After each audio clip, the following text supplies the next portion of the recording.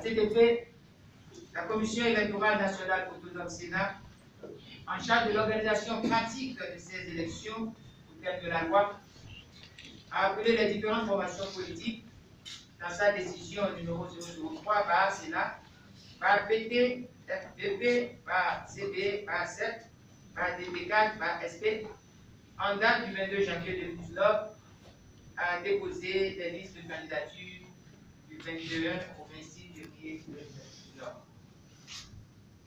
La Sénat, dans la même déclaration, a indiqué en guise de rappel la liste exhaustive des pièces devant obligatoirement figurer dans le dossier de déclaration des candidatures de chaque parti politique. À ce jour, les nouvelles formations politiques ont été confrontées à la non-opérationnalisation des formalités de constitution des existences juridiques au thème de la loi numéro 2018-23 du 17 septembre 2018 portant charte des partis politiques en public. En effet, la loi numéro 2018-23 du 17 septembre 2018 portant charte des partis politiques a été jonchée d'incongruités conçues pour empêcher les forces politiques hostiles, notamment celles de l'opposition, au pouvoir dit de la rupture, de se constituer en parti politique pouvant accéder au statut juridique avant le terme imparti par la Sénat pour prendre part aux élections législatives prochaines. Force est de constater que, curieusement, les deux partis politiques, à savoir le Bloc républicain et l'Union progressiste, voulu, promis et porté par Patrice Talon, se retrouvent incapables de franchir les pièces tendues par la charte des partis politiques, aveuglément votée par le bloc de la majorité parlementaire et promulguée par le chef de l'État, M. Patrice Talon. Constatant l'impossibilité de la mouvance présidentielle à exister, tout en respectant les dispositions de la petite loi, le gouvernement de Patrice Talon, à travers la Cour constitutionnelle, la Commission électorale nationale autonome Sénat et le ministère de l'Intérieur et de la Sécurité publique vient d'inventer une nouvelle pièce constitutive du dépôt des listes par les partis politiques. Le certificat de conformité. Parallèlement, à moins de 10 jours de la clôture du dépôt des dossiers de candidature, la Direction générale des impôts montre son incapacité et son incompétence à situer la quasi-totalité des candidats sur l'évolution de leur dossier d'obtention du titre social.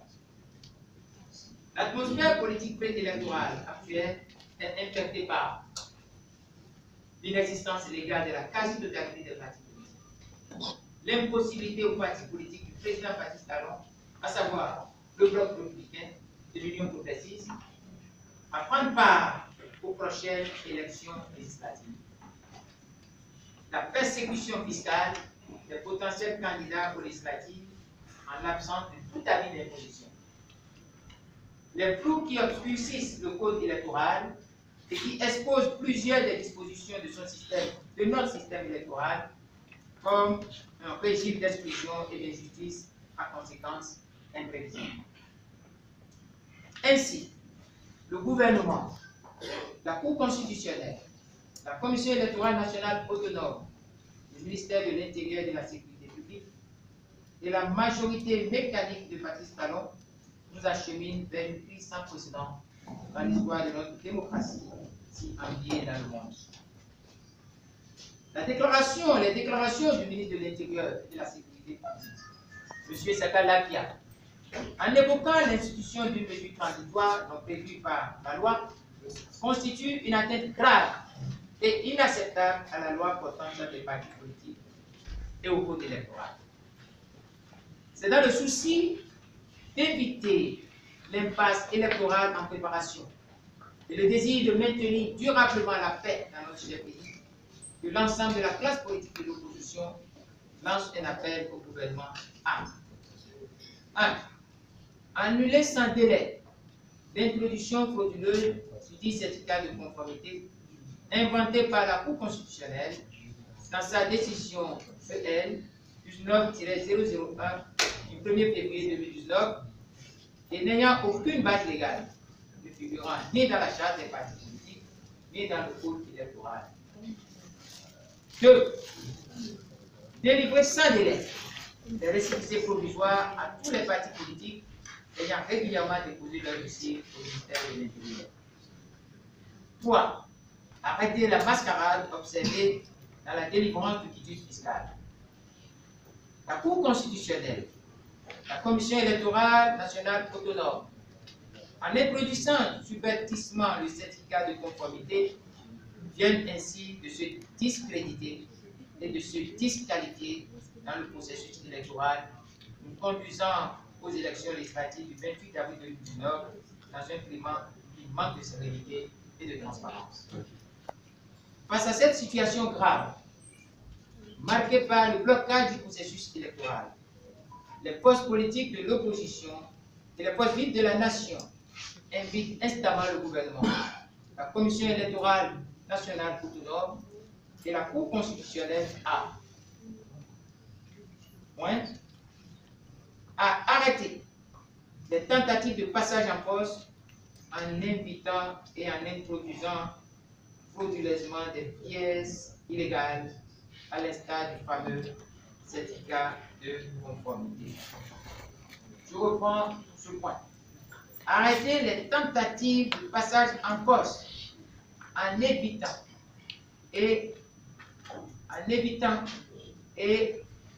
introduisant frauduleusement des pièces illégales à l'instant du fameux certificat de conformité. Deuxième point, à réunir sans délai toute la classe politique pour la recherche des conditions consensuelles à un amendement en procédure d'urgence du code électoral afin de corriger toutes les malfaçons normatives, les délits démocratiques notamment, l'article 242 et les dispositions d'exclusion qu'il compose. Nous prenons à témoin la CEDEAO, le Forum des anciens chefs d'État, l'Union africaine, les Nations unies et toute la communauté internationale sur la gravité de la situation inédite qui est créée dans notre pays, le Bénin, en cette veille des élections législatives du 28 avril 2019. En tout état de cause, les partis politiques de l'opposition mettent en garde le gouvernement et la Cour constitutionnelle de les rendre responsables des troubles découleront de leur entêtement. En effet, la réforme du système électoral a échoué, il faut vous le dire, et celle du système partisan a également échoué. Devant ce double constat d'échec, attesté par le gouvernement à travers les déclarations de son ministre de l'Intérieur, M. Sagalakia, la voix de la sagesse recommande que le pouvoir talon recule. Car nulle part au monde, il n'existe de démocratie sans partis politiques légaux à la veille d'un scrutin. J'ai besoin d'insister sur cette phrase. En effet, la réforme du système électoral a échoué et celle du système partisan a également échoué. Devant ce double constat d'échec, attesté par le gouvernement à travers les propres déclarations de son ministre de l'Intérieur, M. Sagalakia, la voix de la sagesse recommande que le pouvoir talon recule. Car nulle part au monde, il n'existe de démocratie sans partis politiques légaux à la veille d'un scrutin.